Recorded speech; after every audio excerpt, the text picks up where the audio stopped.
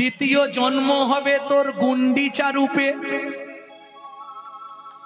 একসঙ্গে তোর 18টা সন্তান মরবে, তারা জন্ম নেবে পুরীর আগে 18 নালা হয়ে।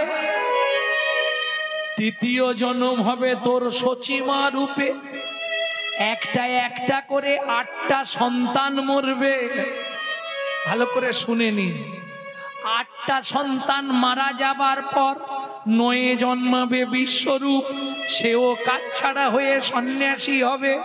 শেষ 10ম সন্তান হবে তোর নিমাই, সেও সন্ন্যাস ধর্ম অবলম্বন করবে, দেশ বিদেশে হরিনাম করবে। শোন, সেই হরিনাম যেদিন তোর কর্ণমূল দিয়ে মর্মমূলে যাবে, তোর 3 জনম উদ্ধার হবে। 3 জনম উদ্ধার হবে।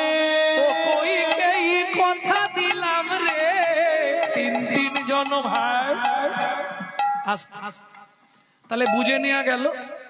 এইবার শুনবো মাসি বাড়ি কেন গিয়ে থাকে। আহা, ওই যে অভিশাপ, সত্যি কি মন্থরার যুক্তিতে কইকেই একথা বলেছিল যে রামকে 14 বছর বনে দিতে হবে? এটা কি মন্থরার যুক্তি? না। এইবার আসল সত্যটা আমার কাছে শুনে নিন। এটা আপনাকে পেতে গেলে অনেক কাঠ খড় পুড়াতে হবে, তবে ওই গ্রন্থের সন্ধান পাবে। গভীর রাত্রিতে রাম গেলেন কইকেয়ীর ঘরে। ছোট মা, কিরে রাম, এত রাতে তুমি আমাকে বাঁচাও। কি বাঁচাবো আমি তোকে? কালকে বাবা আমাকে সিংহাসনে বসিয়ে দেবে, তুমি বলবে যেন আমাকে 14 বছরের জন্য বনবাস দেয়। পরিষ্কার শুনুন ব্যাপারটা কি। কইকেয়ী বলছে, হ্যাঁ রে রাম, আমি যদি এ কথা বলি জগতের লোক আমাকে খারাপ বলবে, আমার এই খারাপ হয়ে লাভ কি? সবাই বলবে একটা নারী জগতের কলঙ্ক, বলবে না? তাহলে এতে আমার লাভ কি? লাভ তোমার একটাই, তুমি যদি আমার এই উপকার করে দাও, আমি কথা দিচ্ছি আগত জন্মে তোমার গর্ভেই জন্মাবো। তাহলে মায়ের অভিশাপ পূর্ণ হবে আর তোমারও ইচ্ছা পূর্ণ হবে। তুমি হবে দেবকী, আমি হব কৃষ্ণ। চিন্তা করো না, তাই হবে, তোর ইচ্ছা পূর্ণ হবে। কিন্তু একটা কথা বল, একসঙ্গে আমার 18টা সন্তান যদি মরে যায় সেদিন কি হবে?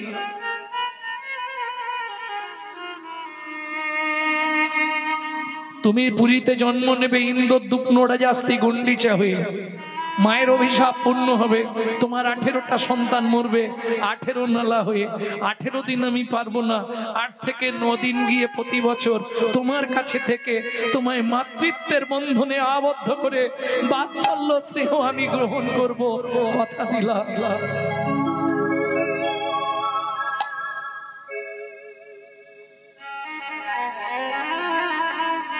মাসির বাড়ি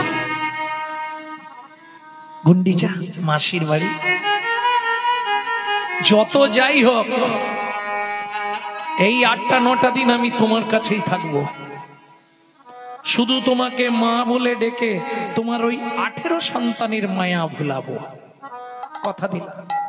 তুই আমায় একটা সত্যি কথা বলতো রাম, কি 14 বছর বনে গিয়ে কি করবি? আবার কি সংসার করবি? না গো ছোট মা, তাহলে গোপন কথা তোমাকে বলছি, কাউকে বলো না।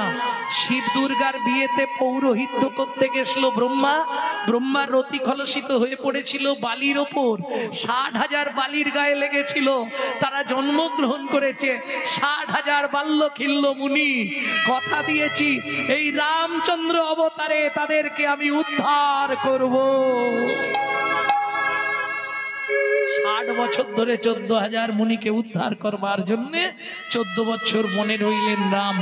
দোষ কিন্তু কইকেয়ী নয়, রামচন্দ্র নিজেই চেয়ে নিয়েছিলেন, এই গোপন তত্ত্বটা শুনে নিলেন। জগন্নাথের যে রথ, আমরা রথ বলে চিনি, তিনিও একজন স্বর্গের দেবদাস রথ সেজে এসে জগন্নাথের সেবা করছে। তিনি কে? এই জগন্নাথের রথের নাম কি? নন্দী ঘোষ। মনে থাকবে তো এগুলো? জগন্নাথের রথের উচ্চতা কত জানেন?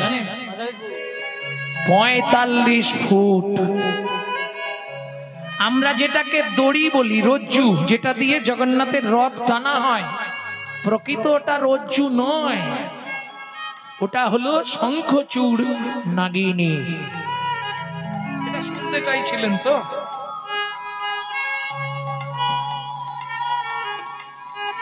বুঝে নেওয়া গেল? জগন্নাথের রথের চাকা কটা? 16টা। মনে থাকবে না? পরের দিন সব ভুলে যাবে। জয় রাধে। আর দেখবেন প্রত্যেকটা রথের মাথায় একটা করে ধ্বজা দেয়া, তাই তো? জগন্নাথের মাথার উপর যে ধ্বজা, চেনেন? জগন্নাথের মাথার উপর যে ধ্বজা, তার নাম কি? তৈলক্য মোহিনী। শুধু তাই নয়, বৃহৎ জগন্নাথ সারাবলিতে বলা আছে, আষাঢ় মাসে রথের দিনে যে ব্যক্তি রথের ওপর জগন্নাথ দর্শন করবে, তার মৃত্যুর পর তার জীবনে যত পাপ থাক সেগুলো বৈকুণ্ঠ ধাম প্রাপ্তি হবেই হবে।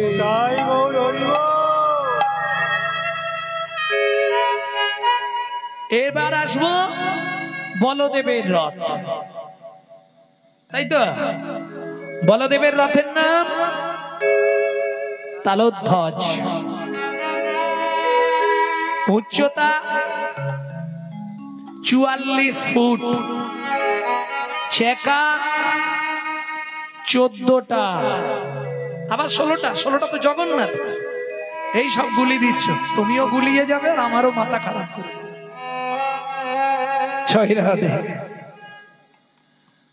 যেটা দিয়ে রথকে টানা হয় দড়ি, বলদেবের রথের দড়ি, রজ্জু, তার নাম কি? বাসুকি নাগ। কোন সময় ছিল বাসুকি নাগ?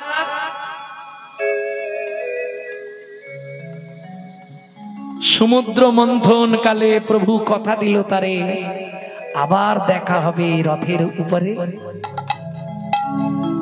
প্রত্যেকটা বস্তু আছে, যেমন আচ্ছা আরেকটা বলিনি, সুভদ্রার রথ কত ফুট উঁচু?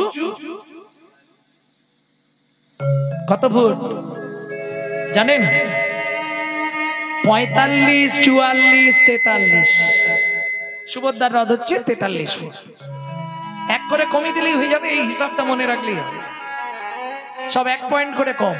45, 44, 43, 16, 14, 12, এর 12টা চাকা।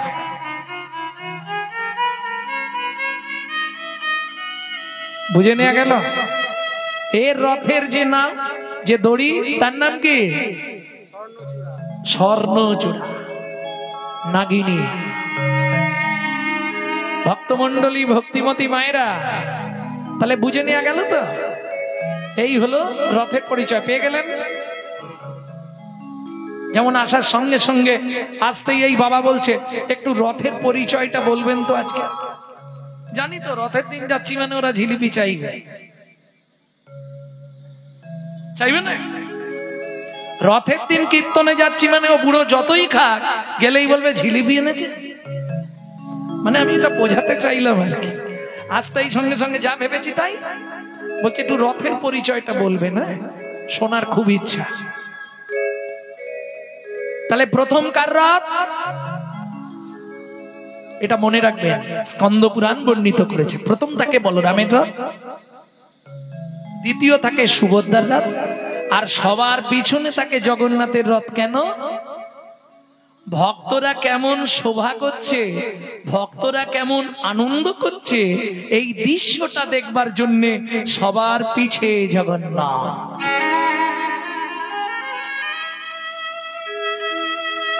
বুঝে নেওয়া গেল? রথের আগে মহাপ্রভু নর্ত করছে, আনন্দে নাচছে, ভক্তগণও নাচছে, বড় আনন্দ। সম্ভব হয়নি প্রতি বছর যাওয়া। যে বছর রথে নবকলেবর হয়েছিল, এই মনে হয় 7-8 বছর হয়ে গেল, তাই তো 7-8 বছর হয়ে গেল না, 9 বছরে পড়ল। আবার 3 বছর পর নবকলেবর যাব, সবসময় যেতে পারিনি। আর হরিদাস নির্জনে পুরী যাই। ওই নবকলেবর দেখতে গিয়ে বাপ রে বাপ, সে এক কাণ্ড হয়েছিল। নবকলেবর জগন্নাথকে দেখতে গেলাম, এদিকে বউ হারিয়ে চলে গেল। এদিকে আমি তো জগন্নাথের দিকে তাকিয়ে আছি, এদিকে দেখি পার্টি আউট হয়ে গেছে। এদিক ওদিক চতুর্দিক খুঁজলাম, নেই। আর সর্বনাশ, এবার বাড়ি গেলেই তো বিপদ আছে। দেখি কি হয়। রথ টানা হয়ে গেল। এবার ওই রাস্তা পরিষ্কার করার জন্য জেসিপি এসছে। কি তুলবে না, জুতো তুলবে ভক্তদের। হ্যাঁ, 2 থেকে 3 লরি জুতো তুলতে হয়। যারা জানেন জুতো পরে চলে গেছে, এবার একজন তো আর একজনের গায়ে উঠে পড়বে, এরম টানাটানি, এরম ঠেলা, চামড়া উঠে যাবে গায়ে। বিশেষ করে যদি নবকলেবরের সময় যান, গায়ের চামড়া গা থেকে সরে যাবে, এত চাপ। প্রচুর জুতো, রাস্তায় চলতে পারবেন না। 1 ঘন্টার মধ্যে সব, যেই মাসির বাড়ি চলে গেল, এদিকে জুতো পরিষ্কার শুরু হবে। সব জেসিবি দিয়ে তুলে গাড়িতে তুলে নিয়ে গিয়ে ফাঁকা মাঠে ফেলবে। সব যখন পরিষ্কার হয়ে গেল, বসে আছি, দেখি ও একটা ধারে বসে আছে, আমি যেখানে বসে আছি তার বিপরীতেই বসে আছে। যাই হোক, জগন্নাথ মিলিয়ে দিল আবার। ভক্তমন্ডলী, ভক্তিমতী মায়েরা, এই রথের দিনে আশা করলেন রাজগুরু। আরেকটা কথা বলা হলো না আপনাদের, সেটা হচ্ছে সার্বভৌম ভট্টাচার্যের আরেকটি পরিচয় আছে, বলবো কি? মহাপ্রভুর মাস্টারমশাইয়ের মাস্টারমশাই।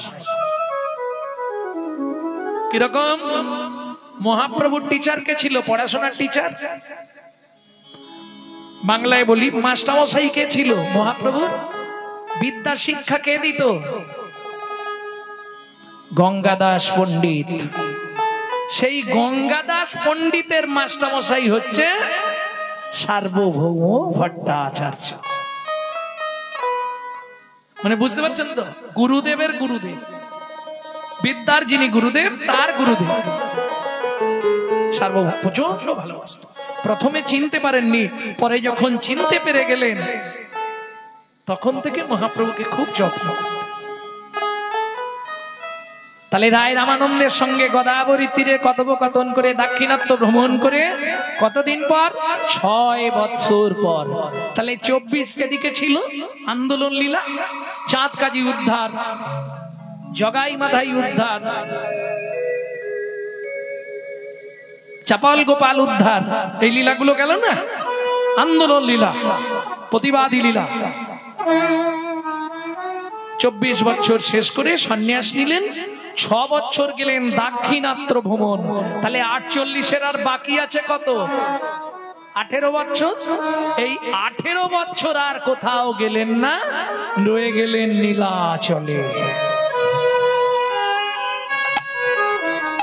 তাহলে এই 18 বছর মহাপ্রভু কোথায় কাটালেন? নীলাচল। 6 বছর রইলেন নীলাচলের বাইরে, নীলাচলে কিন্তু একটি ঘরের বাইরে।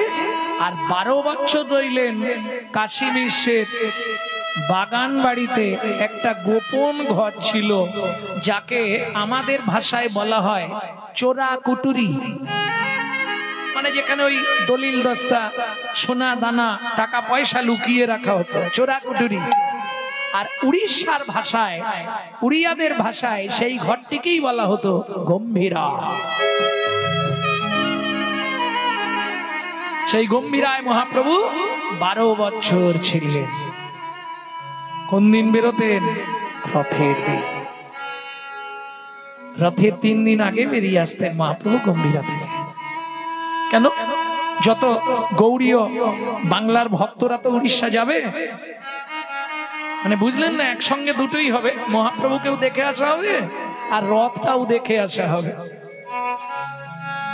নিতাই গৌর হরি বল।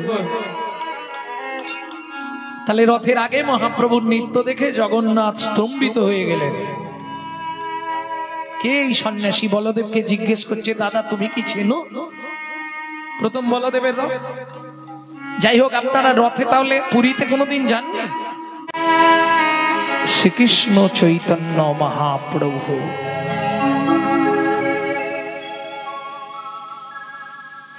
বেশি দিন প্রকট ছিলেন না, লীলায় প্রকট ছিলেন মাত্র 48 বৎসর। 24 বছর পর্যন্ত মহাপ্রভুর আন্দোলন লীলা, আন্দোলন লীলা, প্রতিবাদী লীলা, হরি সংকীর্তন প্রচার,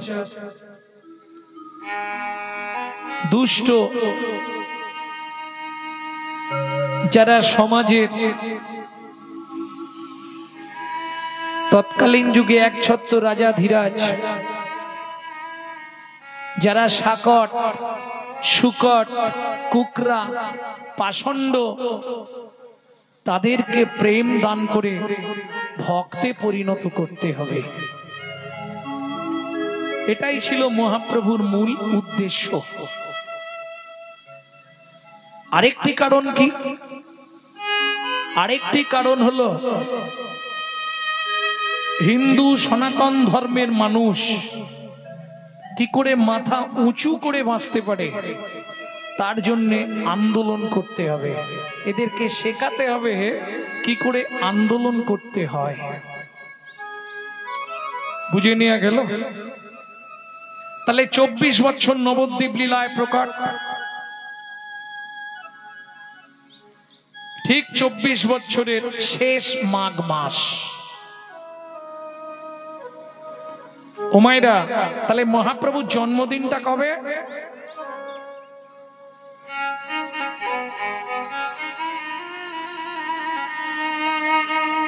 ফাল্গুন মাসে নাকি বলছো? এই তো এক কথা, এটা ভালো মনে আছে।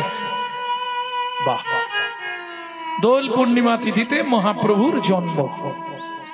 এতে বোঝা যায় যে এরা হিন্দু। এক একটা ফ্যামিলি আছে হিন্দু বটে, কিন্তু বলতে পারবে না মহাপ্রভুর জন্মদিন। তারা কিন্তু এটা বলে দেবে যীশু খ্রিস্টের জন্মদিন কবে, না ওর দিন বাবাকে গানে। এইখানেই তো লজ্জা লাগে। যীশু খ্রিস্টের জন্মদিনে প্রত্যেক বাড়ি বাড়ি খেয়ে গেছে, কই চৈতন্য মহাপ্রভুর জন্মদিন কজন পালন করছে? ব্যাপারটা কি জানেন? আমরা নিজের বাবাকে বাবা বলতে এটা কেমন কেমন করে, ওই জন্য শ্বশুরকে বাবা বলা প্র্যাকটিস করি। জয় রাধে। তাহলে জন্মদিনটা জেনে গেলেন। আচ্ছা, মহাপ্রভুর সন্ন্যাসের দিনটা কবে বলতে পারবেন না? এইটা মুখস্থ রাখো। 24 বছর বয়সের শেষ মাঘ মাস, মনে থাকবে? 24 বছর বয়সের শেষ মাঘ মাস শুক্ল পক্ষে প্রভু আমার করিলা সন্ন্যাস। এটা মনে রাখলেই হয়ে গেল। মাঘ মাসের শুক্ল পক্ষ। মাসে কটা পক্ষ? দুটো পক্ষ। শুক্ল পক্ষে মহাপ্রভু সন্ন্যাস গ্রহণ করলেন। তাহলে মাঘ মাসে মহাপ্রভু যখন সন্ন্যাস গ্রহণ করলেন, নিত্যানন্দ শান্তিপুরে নিয়ে এলেন, সচিমার কোলে বসাবে বলে মহাপ্রভু সেবা গ্রহণ করে ব্রজে যাবেন বললেন। মা বলল, নিমাই তুই ব্রজে যাবি না, তুই নীলাচলে যা। নিত্য নীলাচলে কত ভক্ত যাবে, তারা আমাকে তোর সন্ধানটা অন্তত এনে দিতে পারবে। বাবরে, কিছু পাই না পাই ঘরে বসে তো শুনতে পাবো ছেলেটা আমার যেখানেই থাক কেমন আছে। আর এখনকার ছেলেরা বিদেশ চলে যাচ্ছে, মা বাবা ফোন করলে ধরার সময়ই নেই। কি হলো ছেলে মানুষ করে? তুমি ভালো আছো তো? নিতাই গৌর হরি গো। ভক্তমন্ডলী, ভক্তিমতী মায়েরা, তাহলে শেষ মাঘ মাস। আর রথ হয় কোন মাসে? আষাঢ় মাস। তাহলে মাঘ থেকে আষাঢ় গুনে ফেলুন। ফাল্গুন, চৈত্র, বৈশাখ, জ্যৈষ্ঠী, আষাঢ়, 5 মাস পরে রথ। কিন্তু মহাপ্রভু যে মাঘ মাসে সন্ন্যাস নিলেন, তার 5 মাস পরে রথ। রথ দর্শন করলেন না, আগে গেলেন দাক্ষিণাত্যে। কেন? নীলাচলে যাওয়ার পর যখন ভক্তি সূত্রে জানতে পারলেন সার্বভৌম ভট্টাচার্য,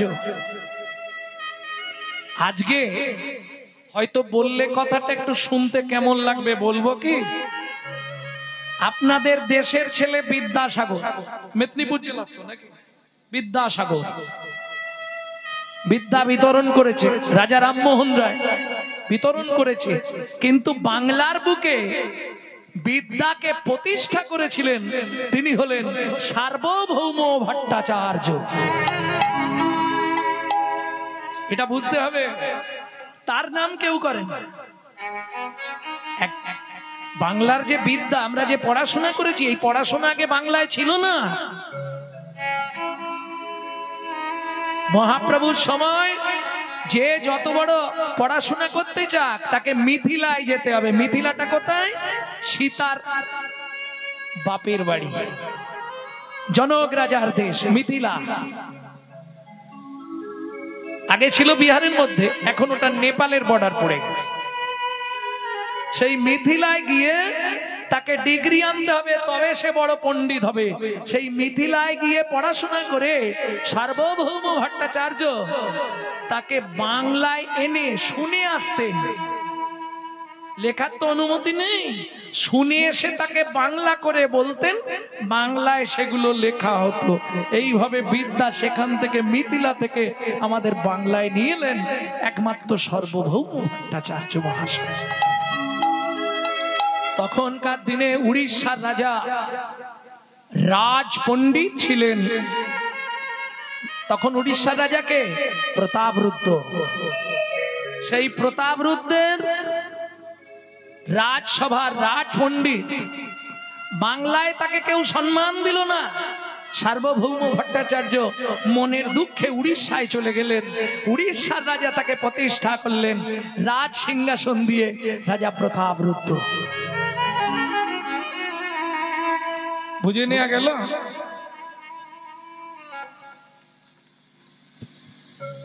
মহাপ্রভু রইলেন না। কেন? সার্বভৌম ভট্টাচার্য বললেন, প্রভু ভক্তি তত্ত্ব যদি কিছু জানতে হয়, কারণ সার্বভৌম ভট্টাচার্য প্রথম মহাপ্রভুকে খুব একটা ভালো চোখে দেখতেন না। কেন? যদি প্রকৃত ব্রহ্মবাদী সন্ন্যাসী হয়, তাকে যদি কেউ প্রণাম করে, সে কি বলবে? তোমার ব্রহ্মত্ব অর্জন হোক। সে কি বলবে? তোমার কৃষ্ণ ভক্তি হোক।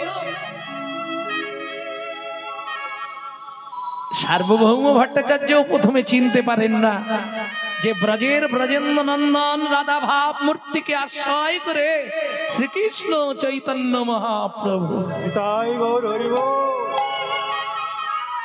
প্রভু, যদি ভক্তি তত্ত্ব কিছু জানতে হয়, তুমি সোজা চলে যাও রায় রামানন্দের কাছে।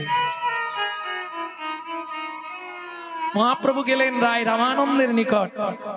সেখান থেকে ভক্তির সূত্র জেনে রায় রামানন্দের সঙ্গে কৃষ্ণ কথা আলাপনে তারপর মহাপ্রভু দ্বিতীয় বছর রথ দর্শন করলেন। প্রথম বছর মহাপ্রভু রথ দর্শন করতে পারেননি। আগে গেলেন, আমাকে কৃষ্ণ প্রেম নিয়ে জানতে হবে। কৃষ্ণ প্রেম কি বস্তু, যার জন্য জগন্নাথ, এটা আগে জানতে হবে, তারপর রথ দেখতে। শুধু রথ দেখলেন না, রথের অগ্রেতে নাচে শিশচি নন্দন। রথের অগ্রেতে নাচে শ্রী শচী নন্দন। আজু রথের অগ্রেতে নাচে শ্রী শচী নন্দন। রথের অগ্রেতে নাচে শ্রী শচী নন্দন। উলুধ্বনি জয়ধ্বনি ভরিল ভুবন। উলুধ্বনি জয়ধ্বনি ভরিল ভুবন। দেখিয়া আজ শ্রী জগন্নাথ অবাক মানিল। দেখিয়া শ্রী জগন্নাথ অবাক মানিল। জগন্নাথ দেব দেখছে এতদিন এত ভক্তকে দেখেছি, কিন্তু এরকম ভক্ত কাউকে দেখিনি। হরি বল। কেন? যেমনি লম্বা তেমনি চওড়া তেমনি চেহারা, যেন চাঁদ এসে উদয় হয়ে গেছে। আর রথের আগে মহাপ্রভু নৃত্য করছে জয় জগন্নাথ জয় জগন্নাথ। দেখিয়া এবে শ্রী জগন্নাথ অবাক মানিল। দেখিয়া এবে শ্রী জগন্নাথ অবাক মানিল। ফুকা ঋষি বল দেবে কহিতে লাগিল। ফুকা ঋষি বল দেবে কহিতে লাগিল। দাদা তুমি চেনো নাকি? দাদা তুমি চেনো নাকি? বৈশিষ্ট্য একটা ব্যাপার আছে, জোরে না বললে তো শুনতে পাবে না। কেন? রথে গেছেন কোনোদিনও? জগন্নাথের রথে গেছেন? প্রথম কার রথ থাকে? জোর করে বলুন। খালি সব গুনগুন করে বলে মুখটা নিচু করে নেয়। হ্যাঁ, প্রথম রথটা কার চলে বলতে পারছেন না? তার মানে বোঝা গেল আপনি পুরী যাননি।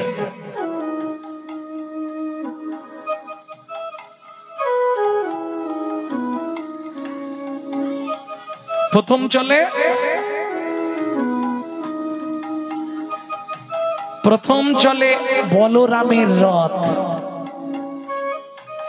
শ্বেতকান্তি অনুপম আগে ধায় দাদা বলরাম। তারপরে সুভদ্রার রথ, আর সবার পিছনে জগতের নাথ জগন্নাথ। প্রেম সে বলো জয় জগন্নাথ কি। সবার পিছনে জগন্নাথ দেবের রথ। এই তিন রথ পর যাচ্ছে। প্রশ্ন হবে, জগন্নাথের রথটা তো আগে থাকার কথা। আমরা কিন্তু রথ টানতে করলে সবাই বলি আরে জগন্নাথের রথ। তাই তো প্রথমের রথটা সবাই এতদিন জানতেন, আমিও জানতাম। আজকে রথের দিন কীর্তন করতে আসবো, কিছু তো নতুন কথা বলবো। দুপুর বেলা বসে বসে ওই স্কন্দ পুরাণটা খুললাম। সকালেও এক জায়গায় একটুখানি ভাগবত কথা বলতে গেছিলাম। রথ তো আজকে, সেখান থেকে এসে দুপুরে আর শুলাম না, একটুখানি স্কন্দ পুরাণটা দেখেনি। ব্যাস, আমার দায়িত্ব ছিল আপনাকে শোনাবার, ফাঁক করে শুনিয়ে দিলাম। এইবার চলুন, রথের দিন সবাই আনন্দ করছে, কিন্তু একজন ব্যক্তি খুব কান্নাকাটি করছে। কেন? যাকে এনে প্রতিষ্ঠা করলো সার্বভৌম ভট্টাচার্য, সার্বভৌম ভট্টাচার্যকে রাজ আসন দিলেন, সেই রাজাই কান্নাকাটি করছে। কেন? তিনি কে?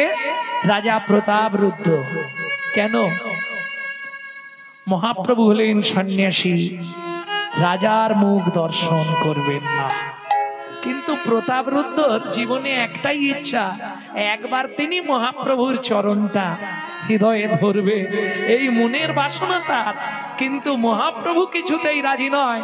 সার্বভৌম গিয়ে বলছে, প্রভু একবার তুমি যদি ওকে দর্শন দাও, ও খুব খুশি হবে, তুমি যা বলবে ও তাই করবে।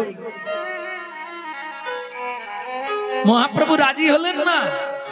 অথচ দেখুন, প্রতাপরুদ্র মনে মনে ভাবলেন, আমাকে যখন প্রভু কৃপা করলো না, তাহলে আমার ছেলেটাকে রথের দিনে মহাপ্রভুর কাছে পাঠিয়ে দিই। চালাক লোক দেখুন, আমার যখন কৃপা হলো না, ছেলেটাকে পাঠাই, যদি ছেলেকে কৃপা করে তাহলে আমাকে হলেও হতে পারে, টানে টানে যদি হয়। রাজা প্রতাপরুদ্রর ছেলেকে সুন্দর করে তিলক করে একটা ছোট্ট ধুতি পরিয়ে গায়ে নামাবলি দিয়ে মহাপ্রভু যেখানে নৃত্য করছে সেইখানে বাচ্চাটাকে পাঠিয়ে দিলেন। মহাপ্রভু বলছে, কে বাবা তুমি? সার্বভৌম ভট্টাচার্য বলছে, প্রভু এ হচ্ছে রাজা প্রতাপরুদ্রের পুত্র। বাহ, সুন্দর। দেখো সার্বভৌম, রাজার ছেলে কিন্তু কৃষ্ণ ভক্ত। দেখো দেখো পৃথিবীর কত পরিবর্তন, রাজার ছেলে হয়েও সে কৃষ্ণ ভক্ত হয়েছে। এইটাই তো আমার প্রয়োজন। প্রভু একবার তুমি প্রতাপরুদ্রকে কৃপা করো। না, আমি রাজমুখ দর্শন করব না। সন্ন্যাসীর ধর্ম হয় রাজমুখ না করে দর্শন, রাজমুখ না করে দর্শন, নারী অঙ্গে কদাচিত না করিবে স্পর্শ, না করিবে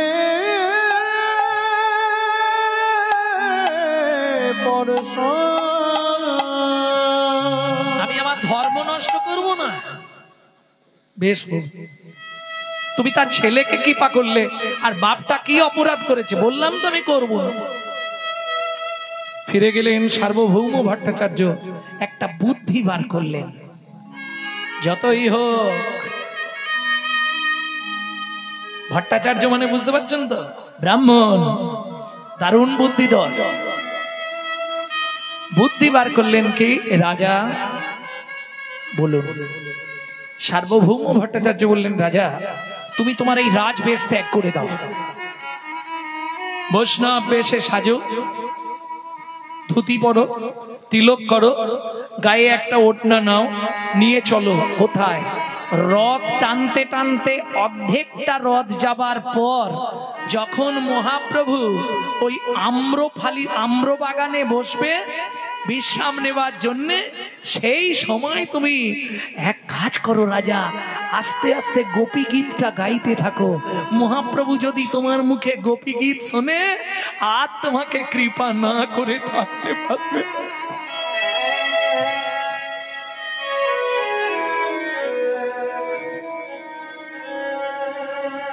রথ টানতে টানতে মহাপ্রভু যখন ক্লান্ত হয়ে গেলেন, আম গাছের তলে ঠেক দিয়েছে প্রভু, চোখটা বন্ধ হয়ে গেছে। সার্বভৌম ভট্টাচার্য বলছে, রাজা দেরি করো না, শুরু করে দাও। কি গাইছে? গোপী গীত শুরু করলেন। আর গোপী গীত হচ্ছে রাসের একটি বিরহ দশা। রাস হতে হতে যখন রাধারানীকে নিয়ে গোবিন্দ অন্তর্ধান হলেন, তারপর গোপীরা তাদের মনের আক্ষেপ প্রকাশ করলেন, যার নাম গোপী গীত। আর এই গোপী গীত ছিল মহাপ্রভুর জীবনের সব থেকে মূল্যবান সম্পদ। সব থেকে তিনি গোপী গীত ভালোবাসতেন।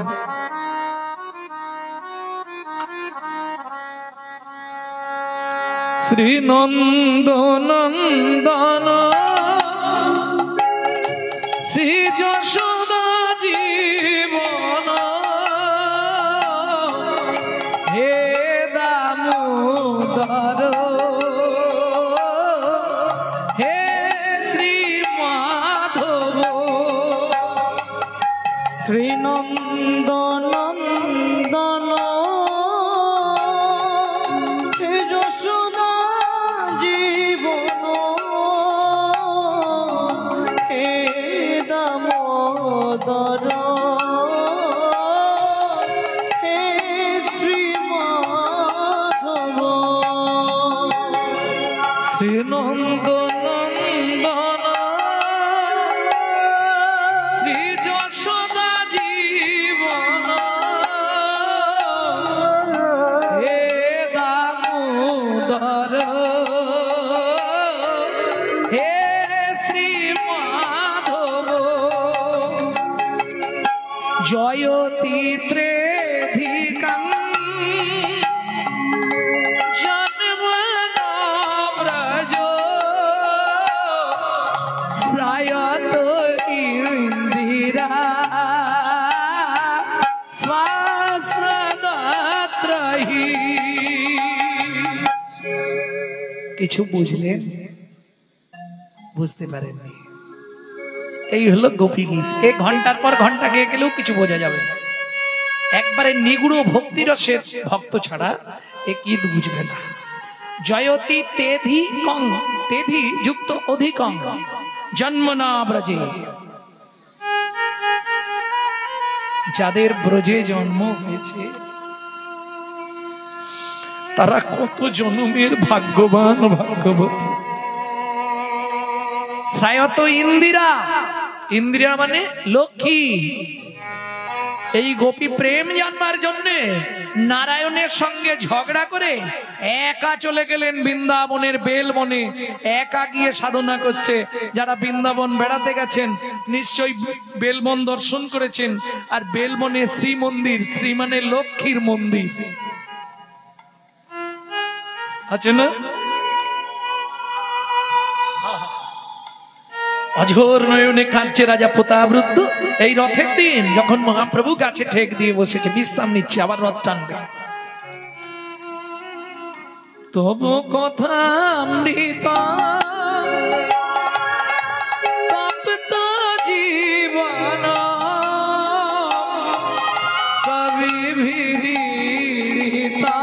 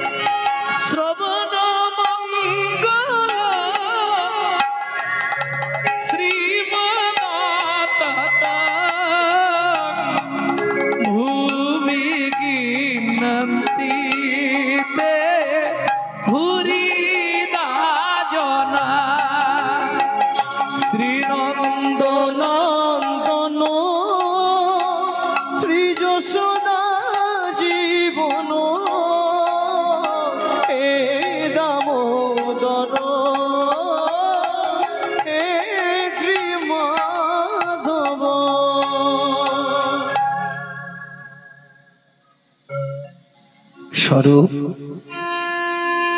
স্বরূপ কে গাইছে গান?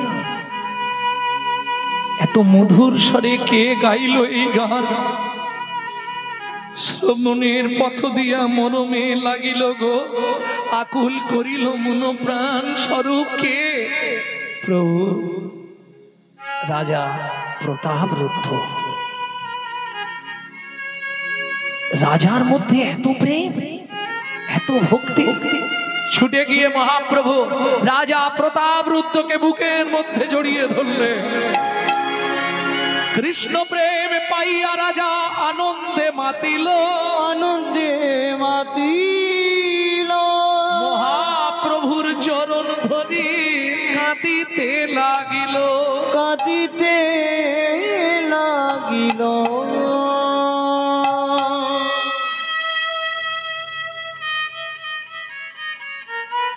আর রথের তত্ত্ব কিছু বলবো না, এবার লীলায় যাব। রাত্রি হচ্ছে কিন্তু লীলায় যাব না, রথের তত্ত্বই থাকবো। চলো, জয় রাধে। ভক্তমন্ডলী, ভক্তিমতী মায়েরা, তাহলে প্রতাপরুদ্ধকে কৃপা করলে এই রথের দিনে মহাপ্রভু রাজমুখ দর্শন করবে না বলেছিল, এমন ওষুধ দিল তাতে মহাপ্রভুই বিভোর। কেন? ভক্তি যার ভগবান তার। বিদ্যায় পাবে না, বুদ্ধিতে পাবে না, আভিজাত্যের অহংকারে পাবে না, কুলের গর্বে পাবে না। যে যত কাঁদতে পারবে সে তত তাকে বাঁধতে পারবে। প্রেম সে বলল চৈতন্য মহাপ্রভু।